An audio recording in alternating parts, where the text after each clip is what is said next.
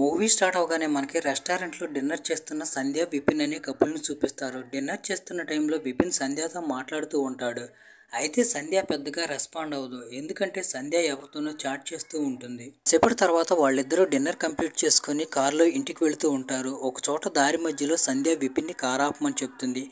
దానికి విపిన్ ఈ టైం ఎప్పుడు నన్ను కారు ఎందుకు ఆపమంటున్నావు అని అడుగుతాడు. దానికి సంధ్య నేను నీతో కొంచెం ఇంపార్టెంట్ విషయం మాట్లాడాలని అంటుంది. దాంతో వాళ్ళిద్దరూ ఒక చోట కారు దిగి మాట్లాడుకుంటూ ఉంటారు. ఇప్పుడే సడన్ గా మాస్క్ వేసుకున్న ఎవరో వ్యక్తి వెనక నుంచి వచ్చి విపిన్ పైన అటాక్ చేస్తాడు. అతను దారుణంగా విపిన్ పైన అటాక్ చేస్తూ ఉంటాడు. విపిన్ తనని తాను రక్షించుకోవాలని ఉన్నా కానీ రక్షించుకోలేని పొజిషన్లో ఉంటాడు. కానీ అప్పుడే రఘు అనే వ్యక్తి విపిన్ని చూసి పరిగెత్తుకుంటూ వచ్చి రఘుని కాపాడుతాడు. ఆ మాస్క్ వ్యక్తిని పిచ్చి కుక్కను కొట్టినట్టు కొట్టి అక్కడి నుండి తరిమేస్తాడు. ఇంకోవైపు విపిన్ పరిస్థితి చాలా దారుణంగా ఉంటుంది. దాంతో విపిన్ వాళ్ళు హాస్పిటల్కి తీసుకువెళ్తారు. కట్ చేస్తే మనకి రాఘవన్ అనే ఆటో డ్రైవర్ ని చూపిస్తారు. రాఘవన్ తన ఆటోలో కూర్చొని ఉన్నప్పుడు నిమ్మి అనే అమ్మాయి రాఘవన్ దగ్గరికి వచ్చి మీరు నన్ను నా ఆఫీస్ దగ్గర వదిలిపెడతారా అని అడుగుతుంది. నిమ్మి రోజు రాఘవన్ ఆటోలోనే తన ఆఫీస్కి వెళ్తుంది. ఇంకోవైపు రాఘవన్ కూడా పొద్దున సాయంత్రం నిమ్మిని ఆఫీస్ దగ్గర వదిలిపెట్టి రావడం, సాయంత్రం పికప్ చేసుకోవడం చేస్తూ ఉంటాడు. ఇక్కడే మనకు తెలిసే ఇంకో విషయం ఏంటంటే రాఘవన్ ఒక పెద్దదని, అలాగే అతను తప్పుడు దృష్టితో నిమ్మిని చూస్తున్నాడని అర్థమవుతుంది. కట్ చేస్తే నిమ్మి తర్వాత రోజు రాఘవన్ దగ్గరికి పరిగెత్తుకుంటూ వచ్చి ఈ రోజు నాకు ఆఫీస్కి లేట్ అయింది, తొందరగా నన్ను ఆఫీస్ దగ్గర వదిలిపెడతారా అని అంటుంది. దాంతో రాఘవన్ నిమ్మిని షార్ట్కట్లో తీసుకెళ్తూ ఉంటాడు. ఆ షార్ట్కట్లో అన్ని దట్టమైన చెట్లు ముళ్ళ పొదలు ఉంటాయి. కొంచెం దూరం వెళ్ళిన తర్వాత ఒక నిర్మానుష్యమైన ప్రదేశంలో ఆటోకి పంచర్ అవుతుంది. అది చూసి నిమ్మి చాలా భయపడిపోతుంది. దాంతో నిమ్మి ఒక్కసారిగా ఆటోలో నుండి దూకి అక్కడ నుండి తప్పించుకొని పారిపోతూ ఉంటుంది. ఎందుకంటే రాఘవ మనసులో ఉన్న తప్పుడు ఉద్దేశం ఆమెకు అర్థమైంది. రాఘవ కూడా నిమ్మి వెనకాలే పరిగెడుతూ ఉంటాడు. ఇప్పుడే హర్ష అనే అతను వచ్చి సడన్ గా రాఘవాన్ని పట్టుకొని నేల మీద పడేస్తాడు. తర్వాత రాఘవాన్ని ఒక గోతాలు వేసుకుని హర్ష వాళ్ళ ఇంటికి తీసుకువెళ్తాడు. ఇంటికి తీసుకువెళ్ళిన తర్వాత హర్ష రాఘవాన్ని పిచ్చి కుక్కను కొట్టినట్టు కొడతాడు. ఇక్కడే మనకు తెలిసే ఇంకో విషయం ఏంటంటే రాఘవకి హర్షకి ఏదో పాత గొడవలు ఉన్నాయని. ఇంటి దగ్గర హర్ష రాఘవాన్ని కొడుతున్నప్పుడు ఒక చిన్నపిల్ల హర్ష వాళ్ళ ఇంటికి వస్తుంది. ఇక్కడే మనకు తెలిసే ఇంకో విషయం ఏంటంటే హర్ష ఒక మ్యూజిక్ టీచర్ అని, ఆ చిన్నపిల్లకి హర్ష మ్యూజిక్ నేర్పిస్తున్నాడని. కట్ చేస్తే మనకి అలెగ్జాండర్ అనే పోలీస్ ఇన్స్పెక్టర్ని చూపిస్తారు. ఇంకోవైపు హాస్పిటల్లో విపిన్ చనిపోవటం వల్ల విపిన్ డెడ్ బాడీ గురించి ఎంక్వైరీ చేయడానికి అలెగ్జాండర్ హాస్పిటల్కి వస్తాడు. అలెగ్జాండర్తో పాటు అక్కడ కానిస్టేబుల్ శ్యామ్ కూడా ఉంటారు. వాళ్ళిద్దరూ కలిసి డెడ్ బాడీని బాగా చెక్ చేస్తారు. బాగా చెక్ చేసిన తర్వాత వాళ్ళకి తెలిసే విషయం ఏంటంటే విపిన్ ఎవరో కావాలని దారుణంగా కొట్టి చంపేశారని అర్థమవుతుంది. తర్వాత విపిన్ మర్డర్ కేసులో ఎంక్వైరీ చేయడానికి అలెగ్జాండర్ విపిన్ వైఫ్ సంధ్యాని పిలిచి ఎంక్వైరీ చేయడం స్టార్ట్ చేస్తాడు. అప్పుడు సంధ్య మాట్లాడుతూ అసలు విపిన్ మీద అటాక్ చేసింది ఎవరో నాకు తెలియదని చెప్తుంది. విపిన్ వైఫ్తో మాట్లాడిన తర్వాత అలెగ్జాండర్ అక్కడ నుండి డైరెక్ట్గా రఘు దగ్గరికి వస్తాడు. ఎందుకంటే ఆ రోజు రాత్రి విపిన్ని కాపాడటానికి ట్రై చేసింది రఘునే. రఘు అలెగ్జాండర్తో మాట్లాడుతూ ఆ రోజు విపిన్ మీద అతను దారుణంగా అటాక్ చేస్తున్నాడు. అయితే నేను కాపాడటానికి వెళ్ళేసరికి అతను ముఖానికి మాస్క్ వేసుకొని ఉన్నాడు. అందువల్ల నేను అతని ఫేస్ని సరిగ్గా చూడలేకపోయానని రఘు అలెగ్జాండర్కి చెప్తాడు. ఇంకోవైపు ఇక్కడ హర్ష రాఘవన్కి నరకం చూపిస్తూ ఉంటాడు. హర్ష రాఘవన్ చేతి వేళ్ళు కూడా కట్ చేస్తాడు. దీన్ని చూస్తే మనకు అర్థమయ్యే విషయం ఏంటంటే ఇంతకుముందు గతంలో జరిగింది దేనికో హర్ష ఇప్పుడు రాఘవన్ మీద రివెంజ్ తీర్చుకుంటున్నాడని మనకు స్పష్టంగా అర్థమవుతుంది. ఇంకోవైపు అలెగ్జాండర్కి సంధ్య కాల్ రికార్డ్ చెక్ చేస్తున్నప్పుడు ఆ కాల్ రికార్డులో ఇంద్రజిత్ అనే అతని నెంబర్ కనిపిస్తుంది. అది కాకుండా విపిన్ చనిపోబోయే ముందు సంధ్య ఇంద్రజిత్తో మాట్లాడింది. అది కాకుండా సంధ్య ఇంద్రజిత్కి మెసేజ్ కూడా చేస్తుంది. ఇవన్నీ చెక్ చేసిన తర్వాత అలెగ్జాండర్కి సంధ్య మీద అలాగే ఇంద్రజిత్ మీద డౌట్ వస్తుంది. అయితే సంధ్య ఇంద్రజిత్ ఎవరో నాకు అసలు తెలియదు, నేను అతన్ని ఎప్పుడూ చూడలేదని చెప్తుంది. కాసేపటి తర్వాత సంధ్య అలెగ్జాండర్తో మాట్లాడుతూ ఇంద్రజిత్ విపిన్ ఫ్రెండ్ అని, కోపం వల్ల ఇంద్రజిత్ విపిన్ని చంపేశాడని చెప్తుంది. సంధ్య మాటలు విని ఇంద్రజిత్ కూడా షాక్ అయిపోతాడు. అతనికి సంధ్య తనను ఇరికించాలనుకుంటుందని అర్థమవుతుంది. దాంతో ఇంద్రజిత్ అలెగ్జాండర్కి మొత్తం నిజం చెప్పేస్తాడు. నేను సంధ్య ఒకళ్ళనొకళ్ళు ప్రేమించుకుంటున్నాం, అందుకే మేమిద్దరం కలిసి విపిన్ని చంపేశామని చెప్తాడు.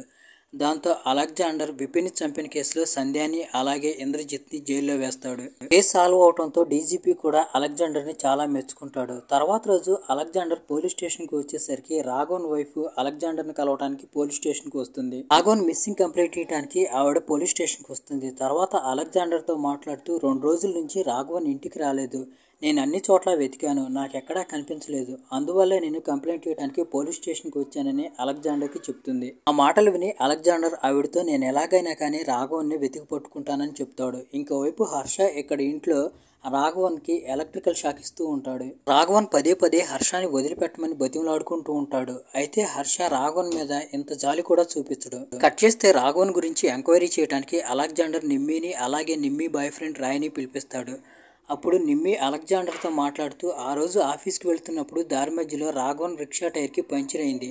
అయితే రాఘవన్ నా మీద అటాక్ చేయడానికి ట్రై చేశాడు. దాంతో నేను రాఘవన్ నుంచి తప్పించుకుని అక్కడ నుండి పారిపోయాను. తర్వాత ఏం జరిగిందో నాకు తెలియదని చెప్తుంది.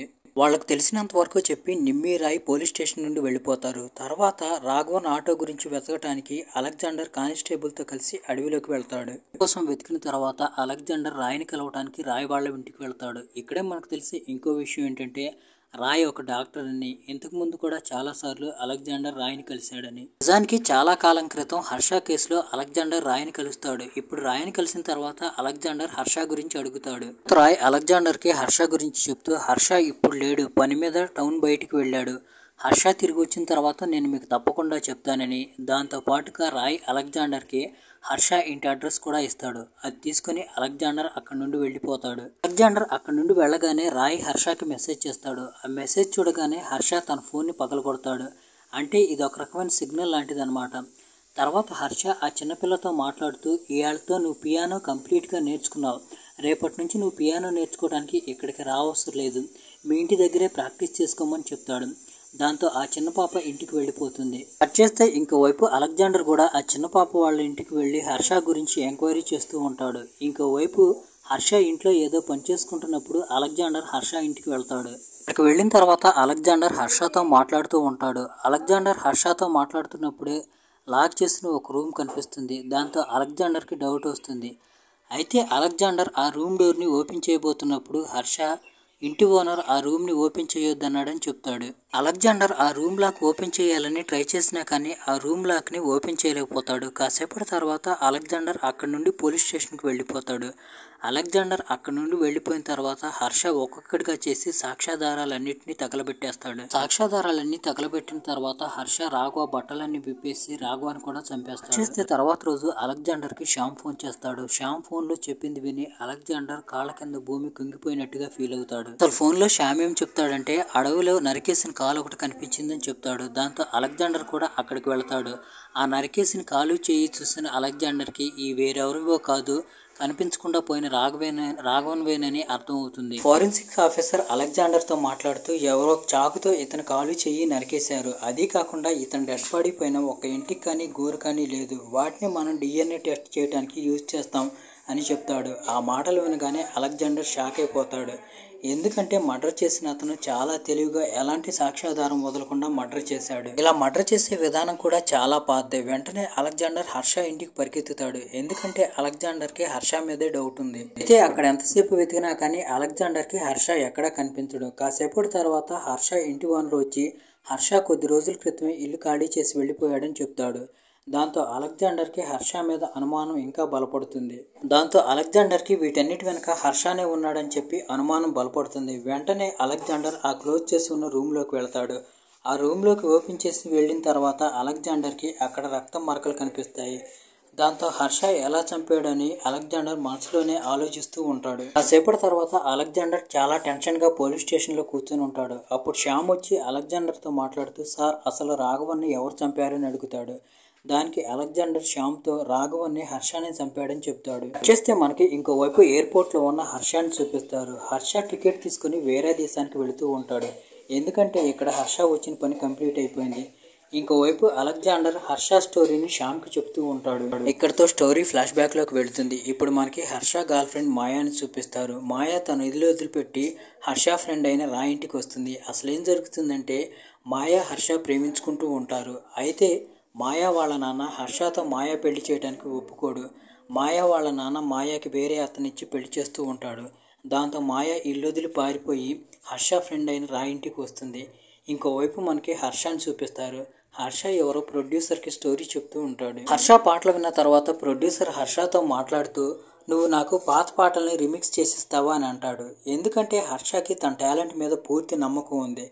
అందువల్ల హర్ష ఎప్పటికీ పాత పాటల్ని రీమిక్స్ చేయకూడదని నిర్ణయించుకుంటాడు. దాంతో హర్ష ఆ ప్రొడ్యూసర్కి నో చెప్పి అక్కడి నుండి ఇంటికి వచ్చేస్తాడు. ఇంటికి వచ్చేసరికి ఇంట్లో ఉన్న మాయని చూసి హర్ష షాక్ అవుతాడు. కాసేపటి తర్వాత మాయ హర్షకి జరిగిందంతా చెప్తుంది. అంతా విన్న తర్వాత హర్ష మాయతో మాట్లాడుతూ, నువ్వు టెన్షన్ పడకు, నేను మీ అమ్మా నాన్నతో మాట్లాడతానంటాడు. తర్వాత రోజు హర్ష మాయ అమ్మా నాన్నని కలవడానికి రెస్టారెంట్కి వెళ్తాడు. ఇక వెళ్ళిన తర్వాత హర్ష మాయ వాళ్ళ నాన్నతో మాట్లాడుతూ, మాయాని నేను జీవితాంతం జాగ్రత్తగా చూసుకుంటాను, కేవలం మీరు నాకు మాయానిచ్చి పెళ్లి చేయండి అని అంటాడు. మాయా మీద హర్ష ప్రేమను చూసి మాయా వాళ్ళ నాన్న కూడా వాళ్ళిద్దరు పెళ్లి చేయడానికి ఒప్పుకుంటాడు. తర్వాత రోజు హర్ష వెళ్ళి చాలా మంది ప్రొడ్యూసర్లను కలిసి వాళ్ళకి తన పాటలు వినిపిస్తాడు. అయితే హర్ష పాటలు ఏ ప్రొడ్యూసర్కి నచ్చవో. దాంతో అలసిపోయి హర్ష ఇంటికి వచ్చేస్తాడు. రోజు రాత్రి హర్ష ఇంటి దగ్గర కూర్చొని ఉన్నప్పుడు మాయా హర్షకి ఫోన్ చేసి, మా నాన్న వేరే ఎవరితోనో నా పెళ్లి చేయబోతున్నాడని చెప్తుంది. నిజానికి ఆ రోజు మాయా వాళ్ళ నాన్న హర్షతో అబద్ధం చెప్తాడు. ఇవన్నీ విని హర్షకి విపరీతమైన కోపం వస్తుంది. దాంతో హర్ష నిమ్మిని రాయిని తీసుకొని మాయా ఇంటికి వెళ్తాడు. మాయా ఇంటికి వెళ్ళిన తర్వాత హర్ష మాయా వాళ్ళ నాన్నతో మాట్లాడుతూ, నేను ఇప్పుడు మాయాని నాతో పాటు తీసుకువెళ్తున్నాను, మాయాని నేను పెళ్లి చేసుకుంటానని చెప్పి మాయాని అక్కడి నుండి తీసుకొస్తాడు. తర్వాత వాళ్ళిద్దరూ గుడికి వెళ్ళి పెళ్లి చేసుకుంటారు. వాళ్ళిద్దరూ సంతోషంగా బతుకుతూ ఉంటారు. కొన్ని రోజులు గడిచిపోయిన తర్వాత మాయా వాళ్ళ నాన్న వాళ్ళ దగ్గరికి వచ్చి, నేను చేసిన దానికి నేను పశ్చాత్తాపడుతున్నాను, మీ ఇద్దరిని చూసి నాకు చాలా సంతోషంగా ఉందని అంటాడు.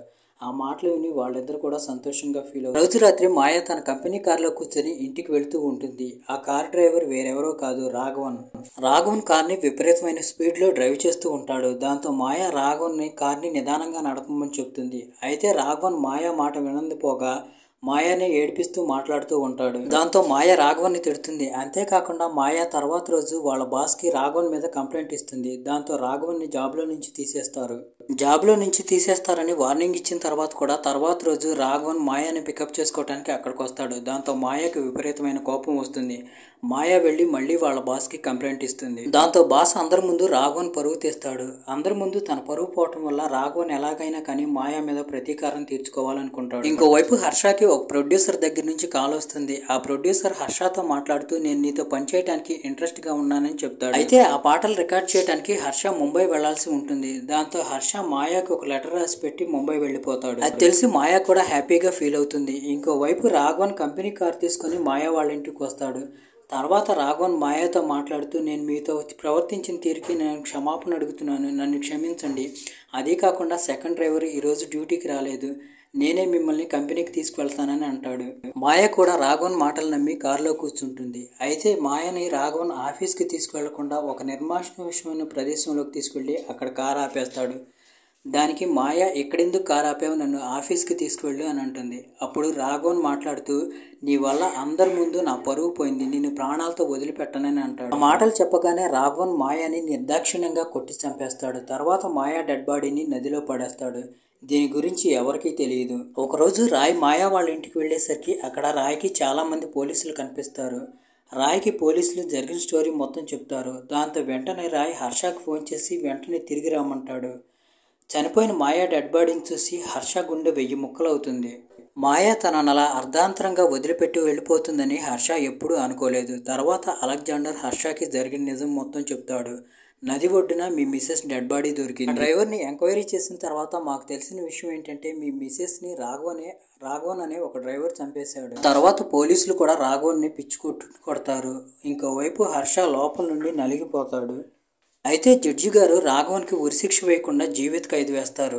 అయితే ఇది హర్షకి అస్సలు నచ్చదు. అందరి ముందు హర్ష రాఘవన్ పైన అటాక్ చేస్తాడు. అయితే అక్కడున్న మిగతా పోలీస్ ఆఫీసర్లు హర్ష రాఘవన్ను కొట్టకుండా హర్షను ఆపేస్తారు. తర్వాత అలెగ్జాండర్ కమిషనర్తో మాట్లాడుతూ, వాడు ఎన్నెన్ని దారుణాలు చేస్తున్నాడో మనం అందరం చూస్తూనే ఉన్నాం, అయినా కానీ మనం వాడిని ఏం చేయలేకపోతున్నామని అంటాడు. దాంతో పాటుగా కొన్ని సంవత్సరాల తర్వాత టీవీలో ఒక న్యూస్ వస్తుంది. రాఘవన్ సత్ప్రవర్తన చూసి కోర్టు వాళ్ళు జైలు నుండి రాఘవన్ని విడుదల చేయాలనుకుంటున్నారని. ఆ విషయం హర్షకి తెలియగానే హర్ష రగిలిపోతాడు. దాని తర్వాత హర్ష రాయ్ అలాగే నిమ్మితో కలిసి రాఘవన్ని చంపడానికి ప్లాన్ వేస్తాడు. నిమ్మి తన టాలెంట్ మొత్తం ఉపయోగించి రాఘవన్ని పడేస్తుంది. లాస్ట్లో హర్ష రాఘవన్ని నిర్దాక్షిణ్యంగా చంపేస్తాడు. ఇప్పుడు మూవీ ప్రెజెంట్కి వస్తుంది. అలెగ్జాండర్ శ్యామ్తో మాట్లాడుతూ హర్ష తన ప్రతీకారం తీర్చుకోవడానికే రాఘవన్ని చంపేశాడని చెప్తాడు.